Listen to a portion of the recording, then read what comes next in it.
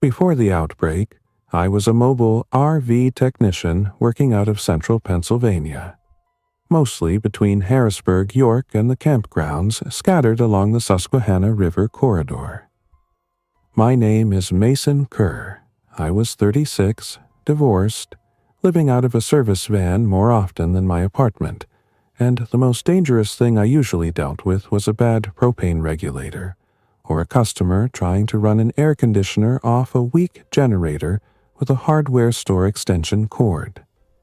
I knew campers, travel trailers, fifth wheels, and old motorhomes better than I knew most people. I could rebuild a water pump in a gravel lot, diagnose a 12-volt short in the rain, and patch a roof seam with butyl tape and self-leveling sealant before sunset. That skill set is the only reason I am here telling this story. When the first reports started, nobody around me called it an outbreak. They called it a disturbance, then a public safety event, then a series of violent incidents. The words kept changing while the videos spread. Some looked fake. Some looked real. A lot of them were too short to prove anything. There were clips from city streets, gas stations, hospitals, and rest stops. People collapsing, then getting up again. Police yelling. Crowds running. Cell phone footage shaking so hard you could barely tell what you were seeing. I was at a private campground near Duncannon, finishing a slide-out repair on a 2018 Keystone Cougar, when my customer came out holding her phone and asked if I had seen what was happening in Philadelphia. I told her no because I'd been under a slide room for the last 40 minutes, and my hands were covered in grease. She showed me 3 clips and said her sister was trying to leave the city, but the highways were locking up. I remember wiping my hands on a rag and saying, "If they can still drive, tell her to get fuel now. Don't wait." That was my first useful decision. By that evening, fuel lines were forming in every town I passed. People were buying bottled water, canned food, batteries, and anything that looked like medicine. I stopped in Mechanicsburg for diesel and saw a man filling 6 plastic cans while his wife shouted at him to hurry because they're saying stay indoors. Nobody knew who they were.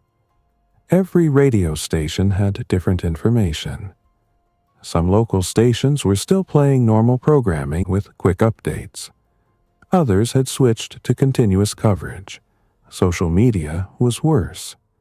Every post was either panic or denial. I went home that night and did something I had never done in my life. I wrote a list. I listed what I knew how to fix, what I could carry, and what I could not defend. My apartment was on the 2nd floor of a small building with a shared hallway, thin doors and windows facing a parking lot. It was a terrible place to hold up if things got worse. I had no wood stove, no backup water, and no private ground. I also had neighbors I barely knew, and I did not trust stress to improve that situation. My service van was useful, but it was not a shelter. It was a work vehicle with tools, parts, and a cargo area that has got freezing in winter and hot enough to cook you in summer. If roads closed or fuel became unreliable, the van would become a trap. A camper, on the other hand, was a different story. A camper was not perfect. Anyone who says an RV is a fortress has never worked on one. Most are thin-walled boxes built to be light enough to tow, not to stop intruders or severe weather. But a camper gives you a dry place to sleep, insulated walls, a water system, a propane system, a battery bank, storage, and the ability to move if you need to move. If you know how to repair one, you can keep it alive longer than most people can. If you know how to modify one, you can make it quieter, safer, and harder to detect. That was the first night I decided I was not going to defend an apartment. I was going to find a camper and turn it into something I could live in. The next morning, I was on the road before sunrise. I drove my service van west first, away from the bigger traffic flow, using secondary roads where I could. I was not running from anything I had seen in person yet. I was moving before panic reached full speed. By noon, I had already passed 2 vehicle accidents that looked more like abandonment than collisions. Doors left open. Hazard lights still blinking. A pickup truck half on the shoulder with groceries scattered in the lane. State police were out in force on some roads, absent on others. EMS units were moving fast. Helicopters passed overhead more than once. I spent most of that day thinking in categories: shelter, water, power, fuel, heat, security, mobility. I did not have enough money to just buy a clean, late-model travel trailer from a dealer and pull out with it the same day. And even if I did, dealerships were crowded and too visible. I needed something older, structurally sound, common enough for parts, and ideally parked somewhere people were not paying attention to anymore. I knew exactly where to look. There was a seasonal campground north of Raystown Lake where I had done service calls for years. Half the units there belonged to retirees from the region. Good people for the most part, but not everyone used their campers regularly, and a few old tow-behind units had been sitting on leased lots for so long the tree shade had practically grown around them. I hated the thought of taking anything that belonged to somebody, but by then phone service was intermittent and roads were starting to fail. My plan was to locate a unit, leave contact info and payment if possible, and use it to stay alive. At that point, survival and ethics were not separate topics. You carried both if you could. I got there in the late afternoon, and the place was nearly empty. A few people were packing in a rush. One family was hooking up a boat trailer with 2 kids crying in the truck. The campground manager, Dale, was standing by the office with a shotgun slung on his shoulder, watching the road. Dale knew me by name. He looked exhausted and older than I had ever seen him. "Mason," he said, "you here to get somebody out?" "No," I said. "I'm looking for an old towable if any owners are gone and unreachable. Something I can put on the road today." He stared at me for a second, then nodded like he had already had this thought, and hated that he had.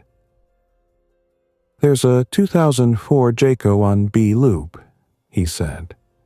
"Owner's in Maryland. Haven't heard from him. There's also that old Comfort on the Ridge lot, but the frame looks rough. If you can move the Jayco, leave me a note with your number and what you took. If this blows over, we sort it out." That was more kindness than I expected from anyone that week. The Jayco was a 24-foot travel trailer.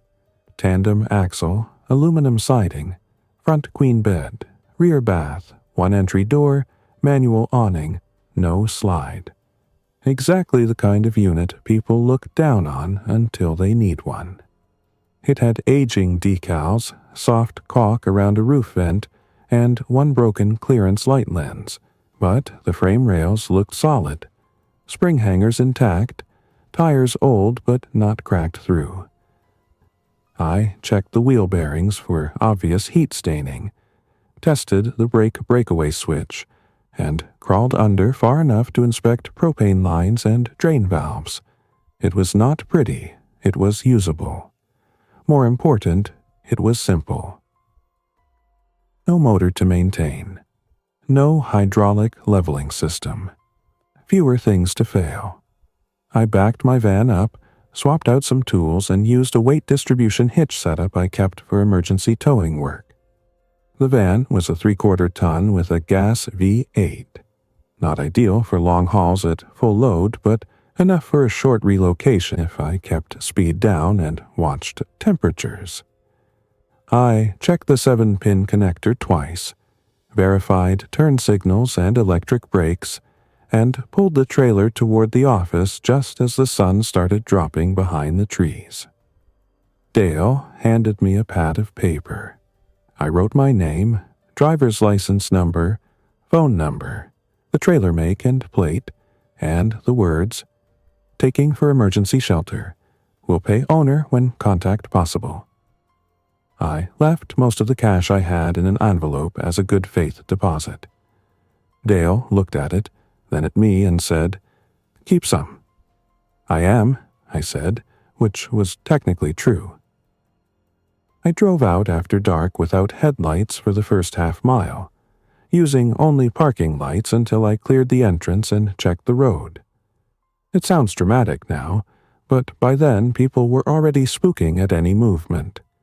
I had seen one man flagging down cars in the middle of a rural route with both arms waving, and nobody stopped. I did not know if he needed help or if he was trying to take a vehicle. The world had become uncertain too fast.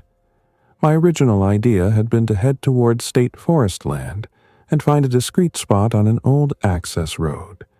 But fuel, roadblocks, and human behavior changed my plan before midnight.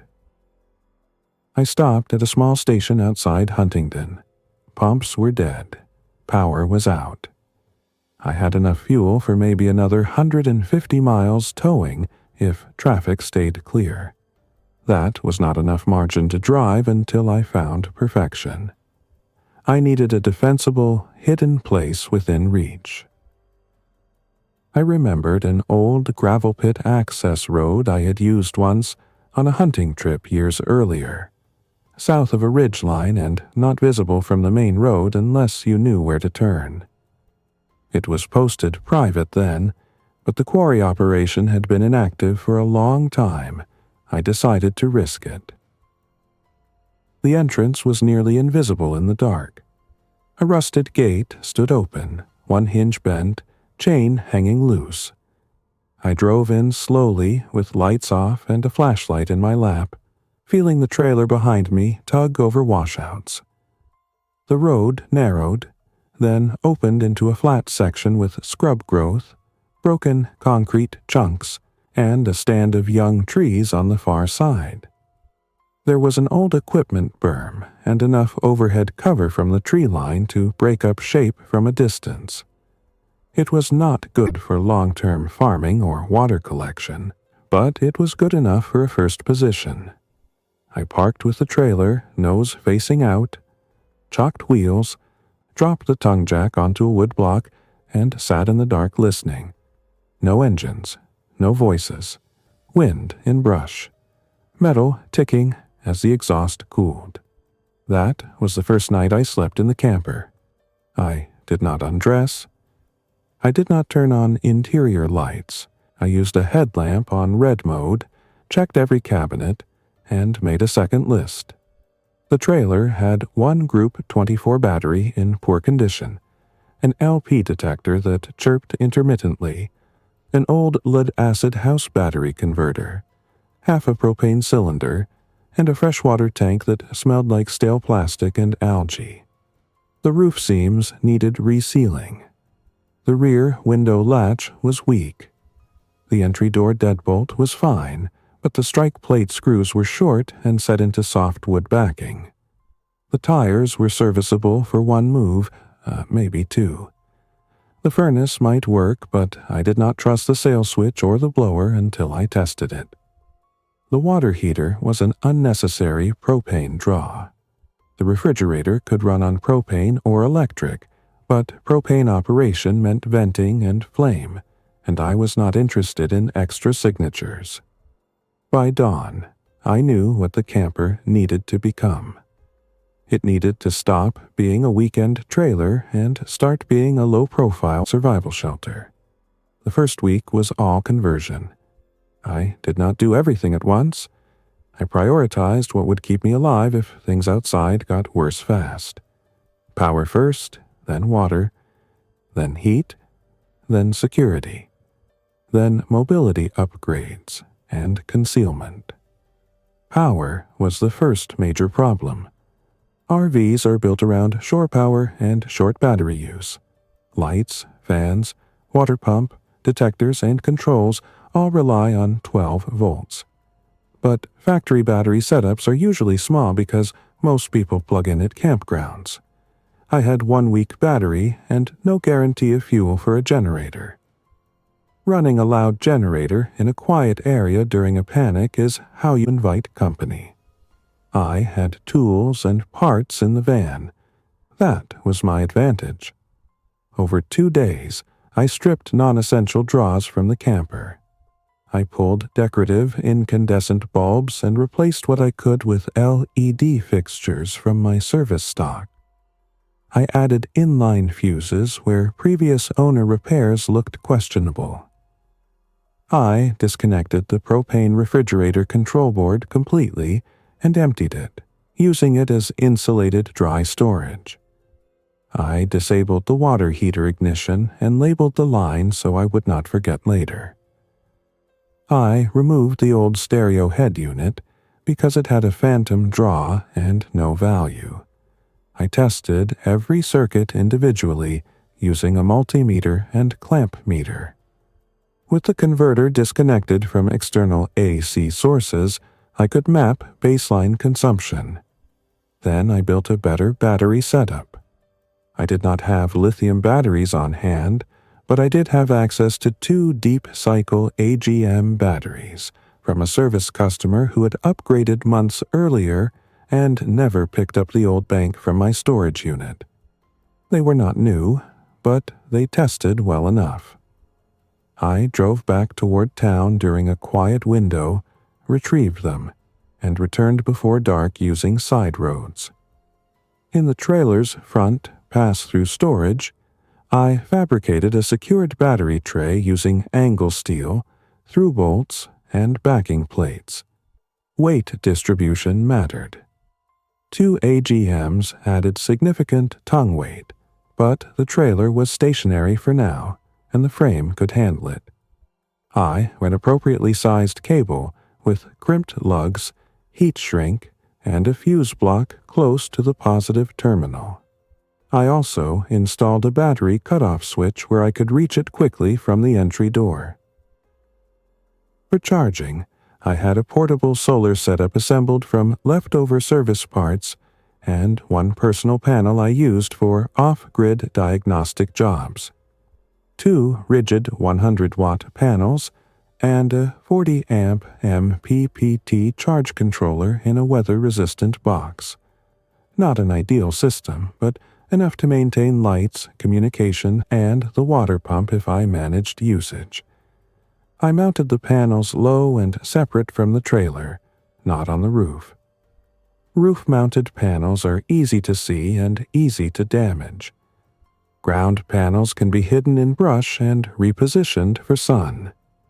I ran cables through a grommeted service port I drilled under the trailer's skirt line on the shadow side and sealed around it carefully. Water was next. I sanitized the freshwater tank with a bleach solution, flushed it, and repeated the process until the smell dropped to tolerable levels. I cleaned the strainer on the 12-volt pump and rebuilt 1 leaking faucet cartridge. More important, I stopped thinking like a camper owner and started thinking like a person rationing every gallon. I set the system up in layers. Potable water in sealed containers. Utility water in cleaned fuel-style jugs clearly marked for non-drinking use. Fresh tank as a buffer, not a primary storage vessel. Gravity filter bucket for surface water if I found a reliable source. Boiling backup on the propane stove with strict ventilation rules. I added a simple foot pump at the galley using a marine hand/foot pump kit. I had in my van, so I would not need to run the electric water pump for every task. It looked awkward, but it worked, and it saved battery. Heat mattered, because nights were still cold. The trailer's propane furnace worked when I finally tested it, but it was noisy and power-hungry. RV furnaces use a 12-volt blower motor and burner control sequence. If your battery drops, your heat disappears. I treated the furnace as emergency heat only. For routine use, I focused on insulation and body heat management. I cut reflective insulation panels for windows and secured black fabric on the interior side to prevent light leaks. I added weather stripping to the entry door and storage hatches. I sealed minor air gaps around plumbing penetrations and the undersink area using foam and aluminum tape. I laid interlocking foam mats on the floor where the vinyl was coldest and used wool blankets over the front bed and dinette seating. Small improvements, but in a thin-walled trailer, every draft you remove matters. Security was where the conversion changed from practical to serious. I am not a soldier. I have never claimed to be one. My weapons experience before the outbreak was basic hunting, range practice, and safe storage. But I understood doors, hinges, leverage, and failure points. The camper door was the weakest obvious entry point. Factory RV doors are often aluminum framed, with lightweight cores and modest latch systems. I replaced the short strike plate screws with longer hardened screws that bit into reinforced backing I installed behind the jamb. I fabricated a removable interior crossbar from square tubing that seated into two steel brackets bolted through structural framing near the door frame. It would not stop a truck, but it would slow forced entry enough to matter. I reinforced the rear bath window and the main roadside window with cut-to-fit polycarbonate panels mounted on interior tracks so I could slide them into place at night without permanently losing ventilation options. I covered the lower exterior portions of vulnerable windows with mud-smeared tarp material and brush to break reflections. Noise discipline was another form of security. I wrapped loose cabinet latches with tape, padded cookware contact points, and secured every tool in the van and trailer so nothing would rattle if I had to move fast. I greased the tongue jack and stabilizers. I replaced one squealing vent fan bushing with a spare motor. I put cloth wraps on zipper pulls. It sounds obsessive. It was. In quiet woods at night, one metallic clink carries farther than people think. The first time I saw infected people up close, I was collecting water. There was a narrow creek a little over half a mile downhill from the quarry road, not visible from my trailer position. The water moved steadily enough that I trusted it as a source after filtration and boiling. On my third trip, just after noon, I heard branches moving ahead of me in a rhythm that did not sound like deer. I crouched behind a fallen trunk and waited. 3 people came through the brush from the direction of the old county road. 1 man in a dark hoodie, 1 woman in a light jacket, and a teenager in what looked like a school sports sweatshirt. Their clothes were dirty and torn from brush and falls, not from anything I could identify at a distance. Their movements were wrong. Not the sprinting nonsense from movies. They moved like badly injured people who kept going because they no longer registered pain the same way. Slow, then sudden. Unsteady, then direct. Heads turning at sound. No coordination between them, but they drifted together. I stayed still and watched them pass within maybe 30 yards. That was when denial ended for me. Whatever the cause was, whatever word people eventually settled on, the result was real. There were people out there who no longer behaved like people and were dangerous at close range. I did not shoot. I had a 12-gauge in the trailer and a handgun on me, both legally owned before everything collapsed. A gunfire in that terrain would advertise my position to every living person within earshot. I let them move past, waited 10 minutes, and abandoned the water trip. Back at the camper, I changed my routine. No repeated paths at the same time of day. No standing in open areas. No bright clothing. No talking outside unless necessary. Every trip had a start time, turnaround time, and fallback route. For the next several days, the world narrowed to systems and discipline. Morning, battery voltage check, panel repositioning, weather scan, quiet perimeter observation. Midday, controlled scavenging run or water collection, never both if risk signs were high. Afternoon, repair work, gear prep, food management. Dusk, blackout prep, interior lockup, radio monitoring. Night, listen. The radios became my connection to whatever remained of organized life. I had a small handheld ham radio and a programmable scanner in my service kit because a lot of RV parks monitor weather and local channels. I was not a high-level radio operator, but I had a technician license and enough knowledge to listen legally and communicate when needed. At first, the airwaves were crowded, then chaotic, then strangely sparse. Law enforcement traffic in some counties was non-stop, in others, silence. Repeater chatter shifted from rumors to practical information.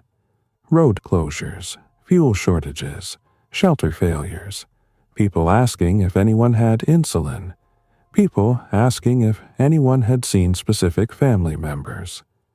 I heard one volunteer fire unit trying to coordinate a water tanker run with no confirmation from county dispatch. I heard a state police unit call for medical support and get told none was available nearby. I also learned something useful from listening. Main roads were becoming kill zones of a different type. Gridlock, abandoned vehicles, people trying to move on foot, and opportunistic theft were turning intersections and gas stations into problem areas.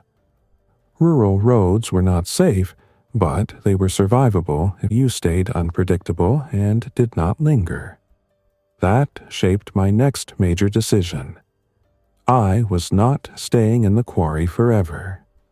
The quarry site was a good emergency hide, but it lacked reliable long-term water access close to the camper, and vehicle tracks in and out would eventually be noticed. I needed a place with cover, multiple exit routes, and a reason for an RV to be present without drawing immediate attention. A derelict farm lot would work. A closed hunting camp might work better. A small private property with a barn and well would be ideal, but I was not going house to house. Too much risk, too many unknowns. The chance came to me, not the other way around. On day 11, I saw smoke to the south around mid-morning. Not a wildfire plume, a controlled fire, gray and steady, human. I watched from concealment for almost an hour and finally decided to scout.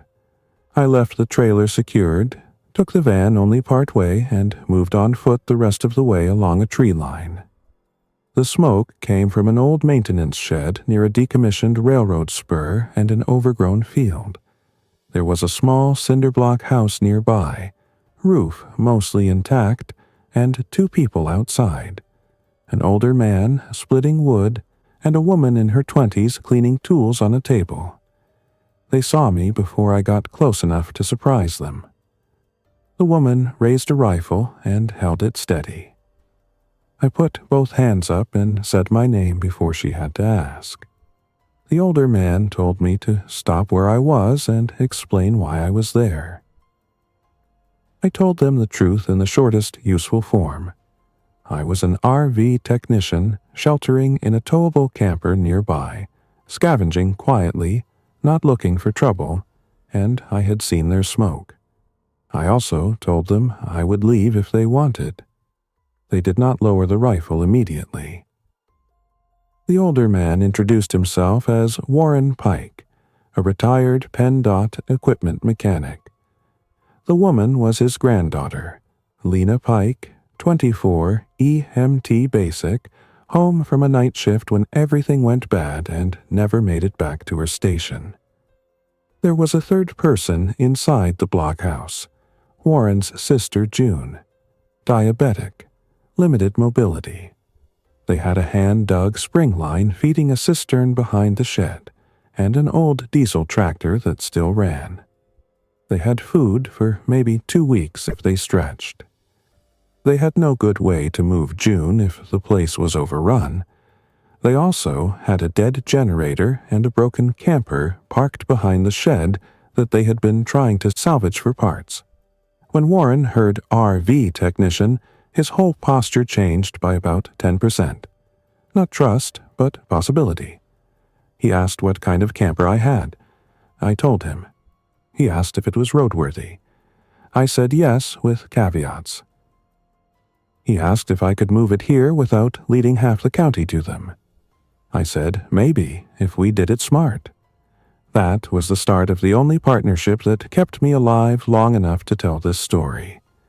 We spent the rest of that day trading information instead of supplies. It was the right move. Knowledge was worth more than canned food at that stage.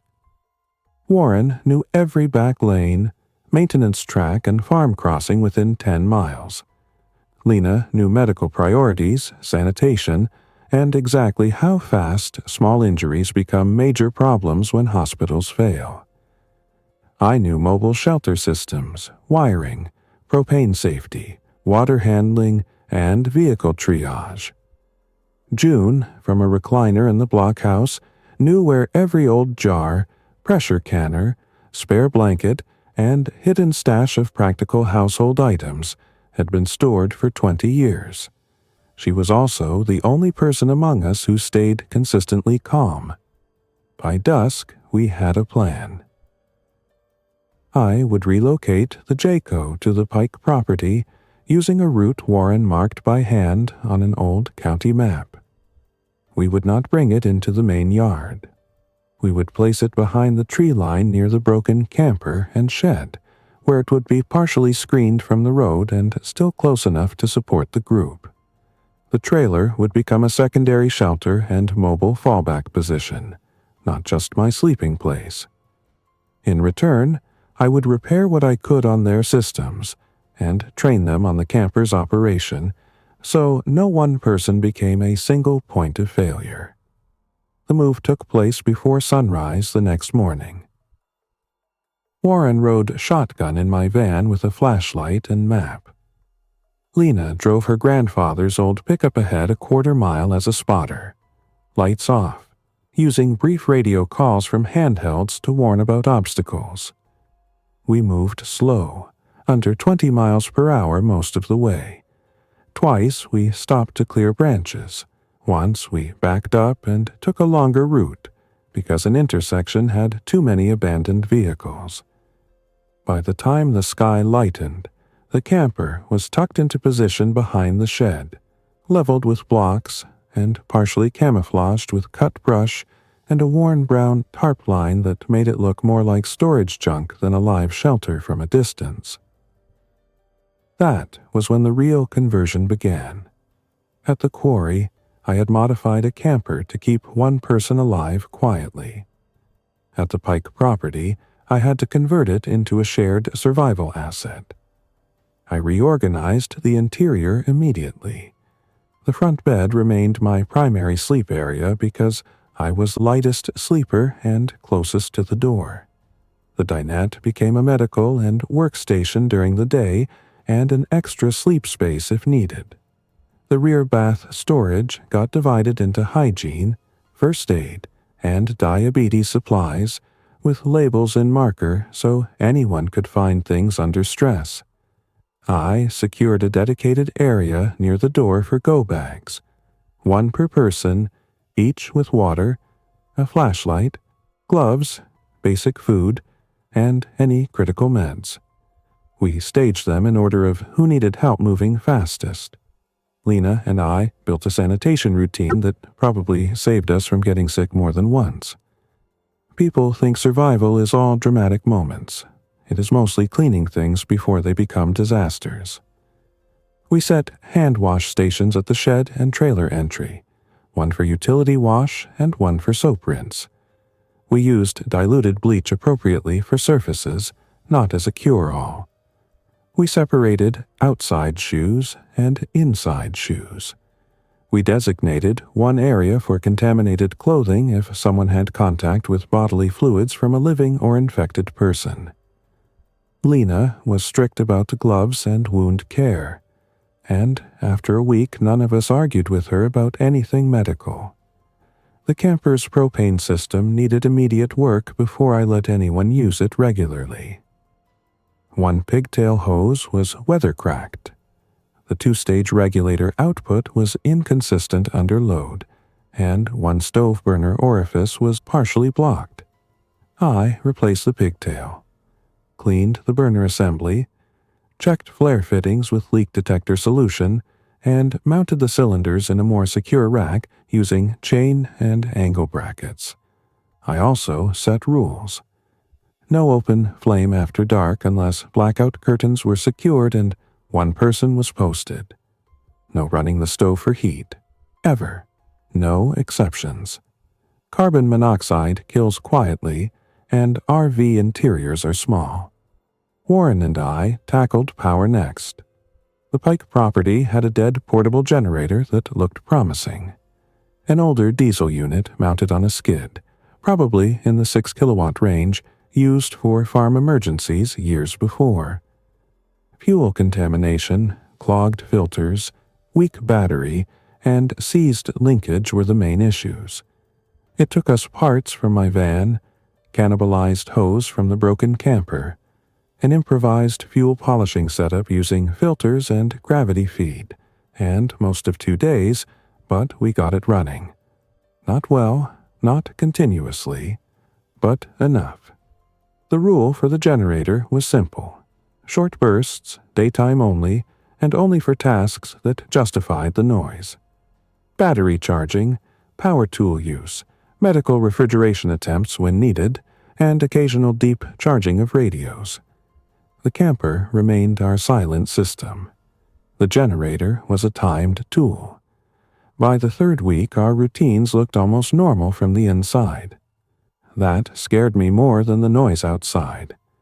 People can adapt to anything if the system holds. The danger is believing adaptation means stability.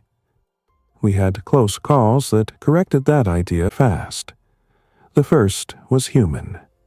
It was late afternoon when a pickup rolled slowly past the Pike Road entrance and stopped. We heard it before we saw it. Warren and I were by the shed sorting fasteners. Lena was inside with June checking glucose and food inventory. The truck engine idled for maybe 15 seconds, then shut off. 2 men got out. One stayed by the road. The other walked up the lane, calling out, "Hello? We just need fuel.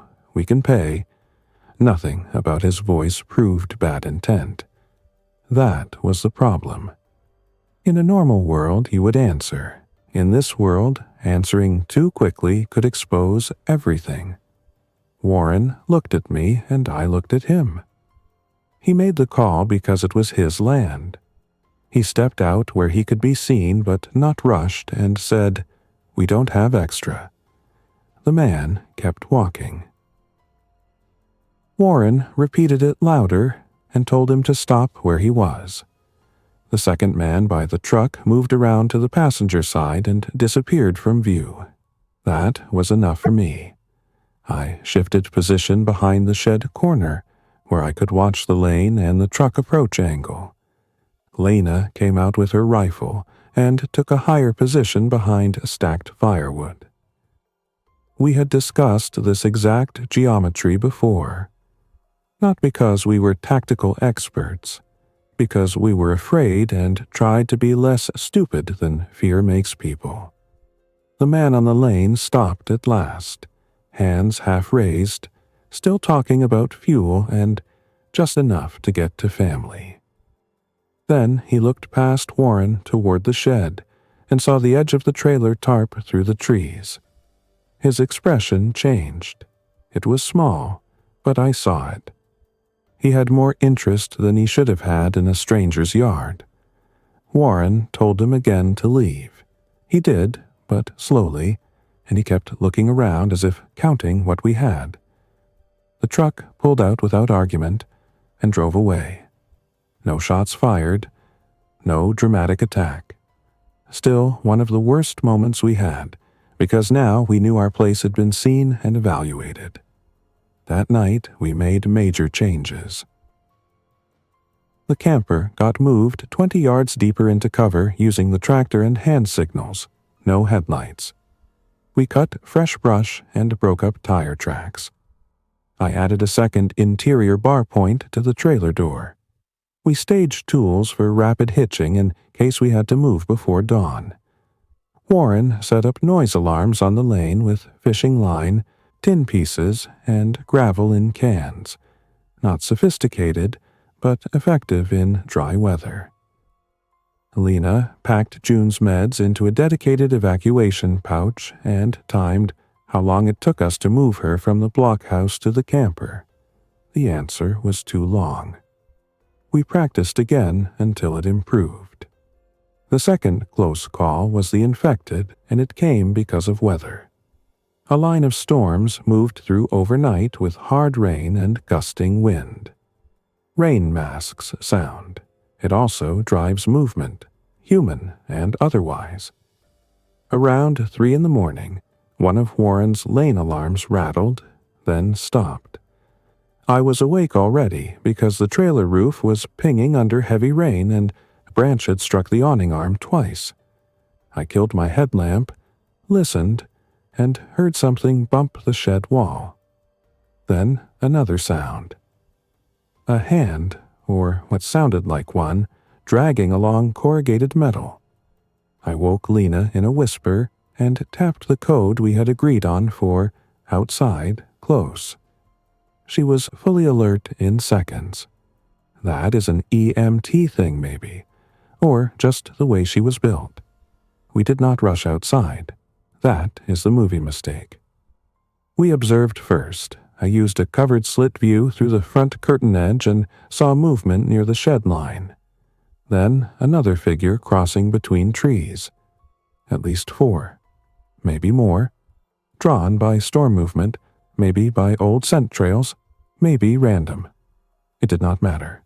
What mattered was they were moving toward structures.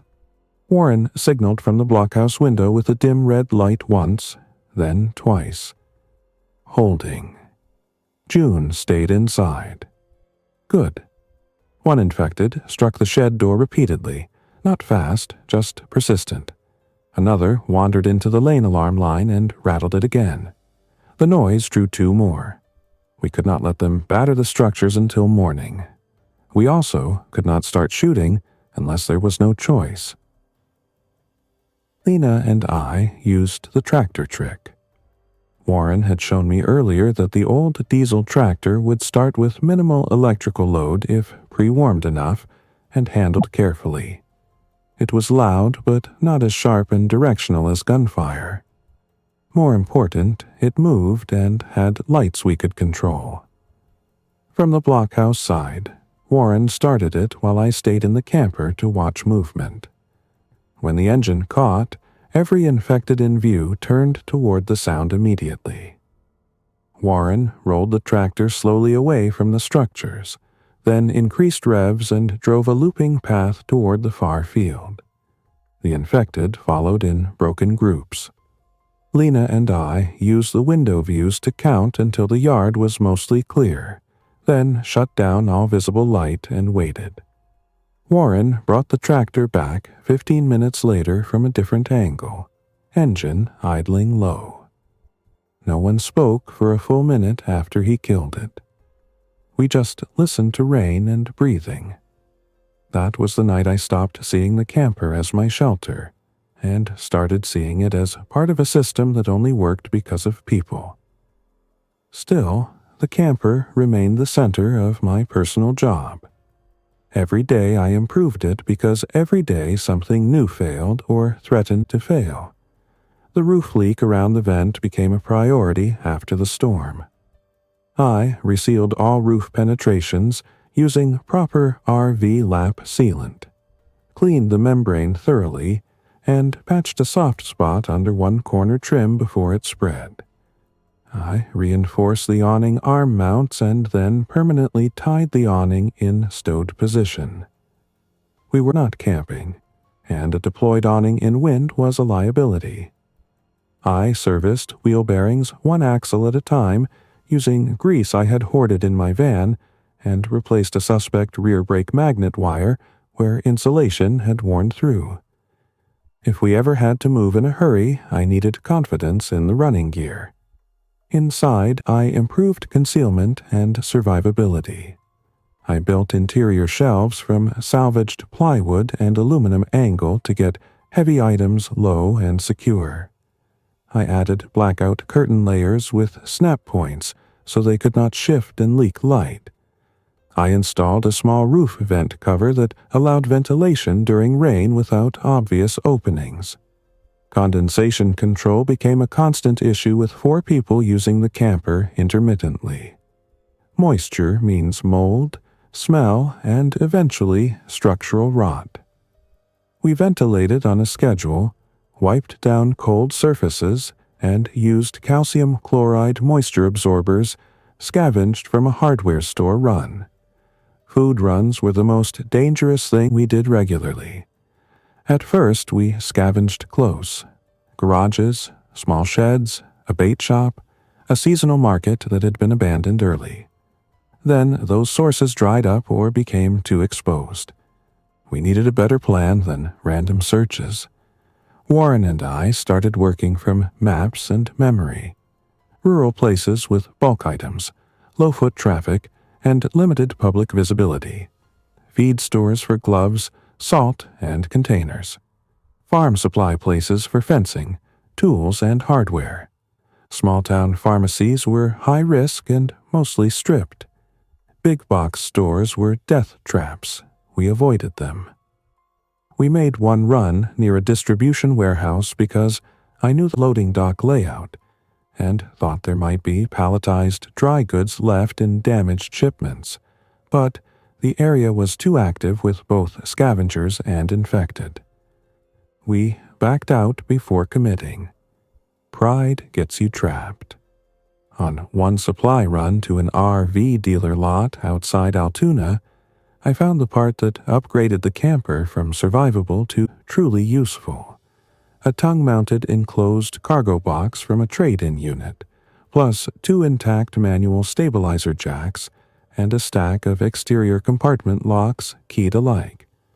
I stripped what I could in under 40 minutes, working fast and quiet while Lena watched the perimeter.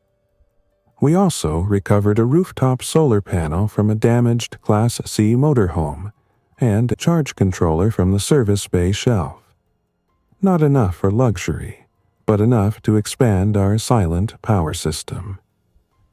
Back at the Pike property, I integrated the panel into the camper bank with proper fusing and a disconnect, then reconfigured loads so radios and critical lighting had dedicated circuits.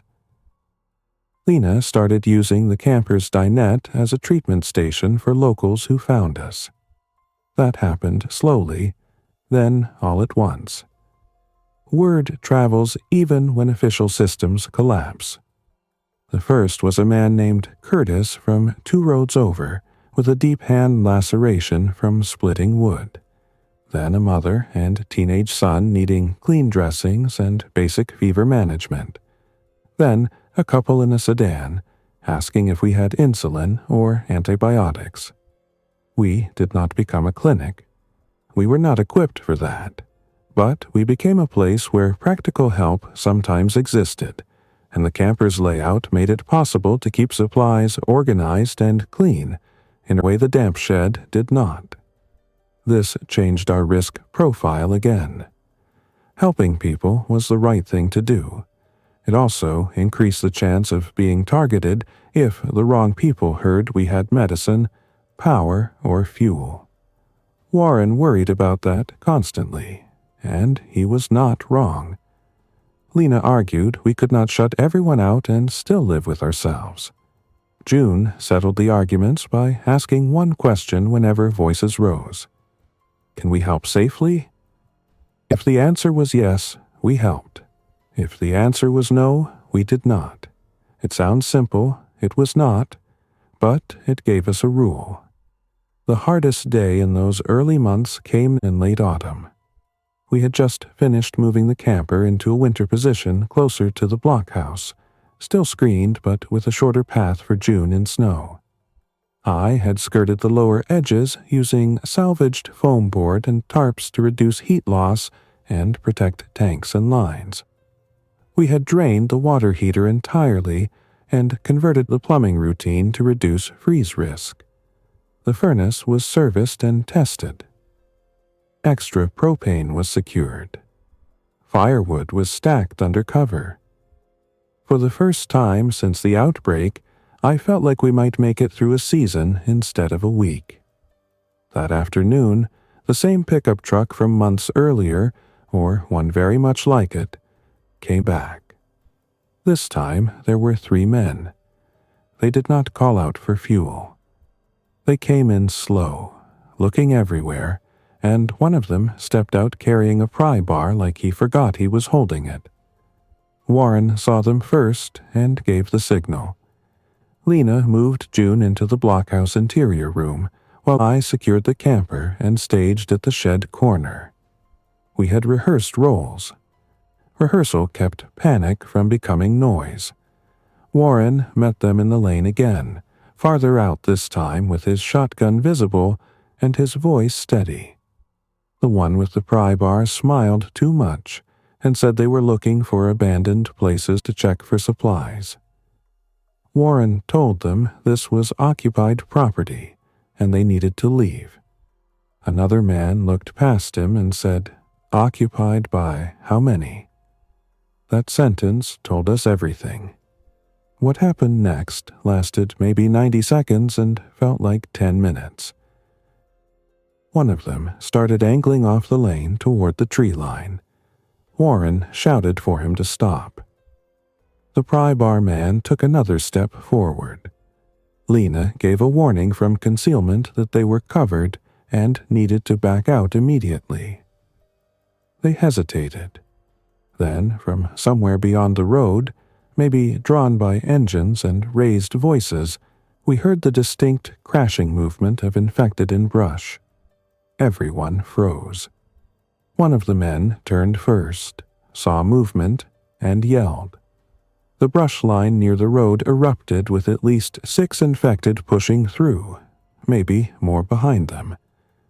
The 3 men ran for the truck without any plan. One dropped the pry bar. The driver got the engine started, but the passenger door was still open when the truck lurched backward and clipped a ditch. They got free and tore out of there, spraying gravel.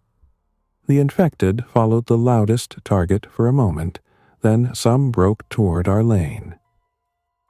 That was the first and only time we used sustained gunfire at the Pike property. We had no choice. The distance closed too fast, and the numbers at the lane entrance were enough that if they reached the structures together, we risked losing June during a rushed move. We fired in controlled shots, no yelling, no panic dumping. Warren on the lane, Lena covering flank, me backing the angle and closing gaps. I am not giving details beyond that, because the point is not heroics. The point is that violence, even necessary violence, costs you. It is loud, disorienting, and final. When it was over, the property felt different. Not safer, just changed. We spent the rest of that day on cleanup, perimeter reset, and silence. That night, June called me into the blockhouse and asked if I still considered the camper mine. I said yes automatically, then stopped and thought about it. The trailer still had my tools, my bedroll, my modifications, my checklists taped inside cabinet doors. I had rebuilt it into the thing that kept us alive, but it was also where Lena treated people, where June kept supplies she could reach, where Warren stored map copies and spare gloves, where our emergency bags waited by the door. I told her, "It started as mine. It isn't just mine now." She nodded and said, "Good. Then you'll make better decisions with it." Winter tested every weak point we had ignored. Propane consumption climbed faster than expected during a bitter cold stretch. The trailer furnace blower pulled the batteries harder at night. Condensation formed behind insulation panels if we got lazy. One morning, the water pump line at the low-point drain nearly froze because I had not insulated that section enough. Another day, snow load and wind-driven ice clogged the roof vent cover and reduced airflow until the interior humidity spiked. Every problem was small if caught early, and big if missed. We adapted. I built a heat curtain between the front bed and the rest of the trailer so I could keep one zone warmer while conserving fuel. We rotated sleep positions when needed and used hot water bottles heated on the stove before blackout. We ran the furnace in shorter cycles and relied more on layered clothing and bedding. I added a second battery monitor inside at eye level, because checking voltage by habit was not enough under cold load conditions. We created a written propane log, cylinder by cylinder, so refills and scavenging priorities were based on real use, not guesses. The camper's mobility remained our insurance policy, and I guarded it like a mechanic guards the last working engine in a dead yard. Once every 2 weeks, weather permitting, I inspected tires for sidewall damage, checked lug torque, spun hubs by hand when lifted to listen for bearing issues, and tested trailer lights off the van. I kept the hitch coupler clean and lightly lubricated, safety chains positioned, breakaway cable intact, jack handle accessible, and wheel chocks staged. The van itself needed just as much care. Oil checks, belt inspection, air filter cleaning, battery maintenance, fuel rotation, and strict no unnecessary driving rules. A camper without a tow vehicle is a cabin. Useful, but not what I had built this system to be. The move that proved all of this mattered happened in early spring. We started hearing more traffic on distant roads and more reports on the radio of groups moving through rural areas searching for supplies and consolidating people. Some were legitimate mutual aid groups, some were not. It became hard to tell which was which until they were on your lane. At the same time, a bridge closure and a debris fire changed movement patterns near our area, funneling more strangers onto roads closer to the Pike property. Then, a brush fire started less than 2 miles away after a vehicle burned out on dry ground. It was not a giant wildfire, but with wind, dead grass, and no reliable fire response, it was enough to force a decision. Smoke drifted toward us by afternoon. Embers had not reached the property yet, but Warren looked at the sky, then at me and said, "If we wait for flames, we're late." This was the scenario the camper existed for. We had rehearsed loading order for months. Now we ran it for real. Step 1. June into the pickup with Lena. Meds and documents already packed. Step 2. Critical supplies from blockhouse to camper and van. Water, food, medical kits, tools, radios, fuel, blankets, battery box spares. Step 3. Secure trailer interior. Lock compartments, verify hitch and brakes, disconnect solar, stow panels. Step 4. Final sweep for fire. Spread direction and route confirmation. No one shouted. No one ran in circles. It was the most frightened I had ever been, and the calmest our group ever looked from the outside. I hitched the Jayco in under 7 minutes. Not because I am special, because I had practiced the exact sequence until it was boring. Warren drove the tractor to clear a fallen limb from the lane, while Lena moved June and staged at the road. Smoke thickened enough to sting by the time I pulled out. The camper tracked straight, brakes responsive, no sway. Warren left the tractor hidden and climbed into the van's passenger seat again like the first move months earlier. We rolled out with the pickup ahead as spotter, using a route west and north toward a hunting cabin property owned by a cousin of Warren's who had been out of state when the outbreak hit and had not returned. The cabin was crude but usable. More important, it had a clearing with 2 approach paths, a hand pump well, and better natural separation from the road than the Pike place. We arrived before dark, positioned the camper on high ground beside the cabin tree line, and established a temporary camp by flashlight under blackout conditions. Smoke on the horizon glowed dull orange after sunset. The Pike property survived, we later learned, with minor damage to fields and 1 outbuilding corner. But the move mattered because it proved the whole concept. The camper was not comfort.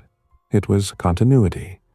It let us take our systems, water handling, power, meds, tools, sleep space, routines, and relocate them in one controlled operation instead of losing everything and improvising from zero.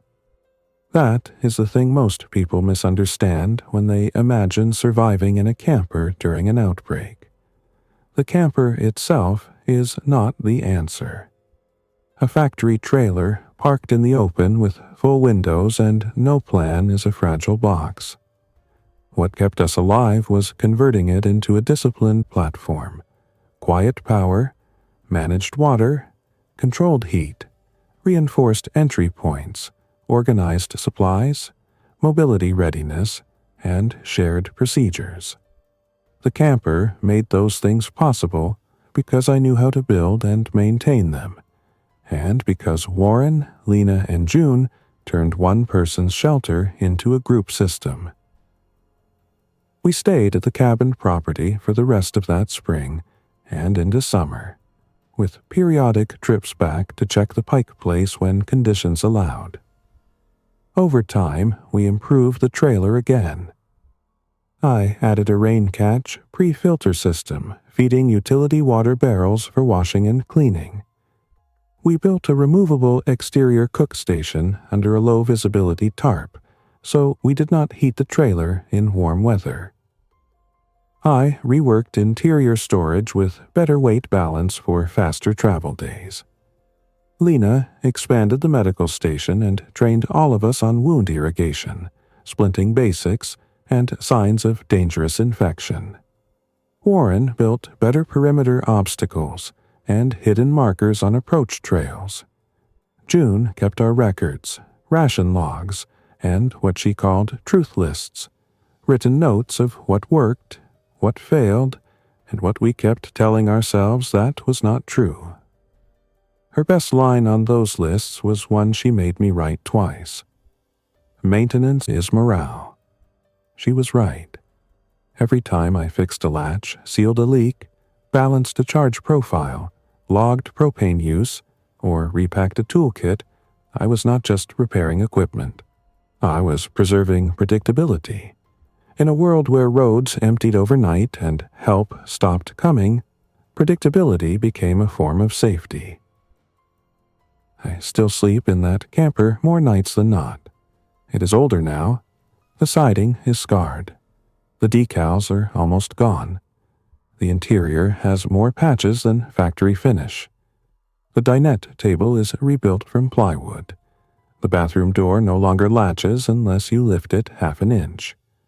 The furnace sounds rough on startup, and I keep a spare blower motor wrapped in oilcloth because of that. But the frame is solid. The axles are maintained. The battery bank is healthier than anything it left the factory with. The blackout panels fit tight. The hitch is ready. When people ask me, if they ask carefully and not like they are looking for a story to entertain themselves, how I survived the outbreak after the first collapse, I tell them this. I did not survive because I was stronger than anyone else. I survived because I recognized early that my apartment was a trap, and because the one thing I knew better than most people, campers and trailer systems, could be turned into a shelter if I treated it like work instead of a fantasy. I converted a camper into my only shelter, yes. That part is true. But the real truth is that I converted my way of thinking first. Once I stopped asking, where can I hide? And started asking, what system can I keep running under stress? Everything changed. That old Jayco was never a fortress. It was never comfortable for long. It was never safe by itself.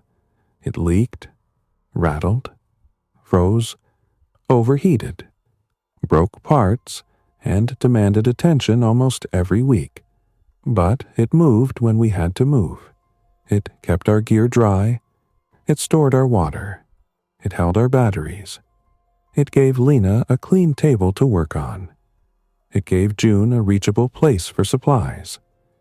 It gave Warren and me a platform to build from when every permanent structure around us felt like a target. And, in a world that fell apart faster than anyone believed possible, a platform you can maintain is sometimes better than any wall you cannot. If you are hearing this now, and if the roads are still open where you are, do not romanticize what happened to us. A camper is not magic. A weapon is not a plan. A single lucky day is not a system. Learn your equipment. Fix what you own before you need it. Store water before you are thirsty. Practice hitching before the smoke is on the horizon. Label your supplies. Write things down. Keep your lights low. Keep your promises when you can. That is what kept us alive. Not one big moment. 1,000 small ones in a thin-walled trailer behind a tree line, maintained one checklist at a time.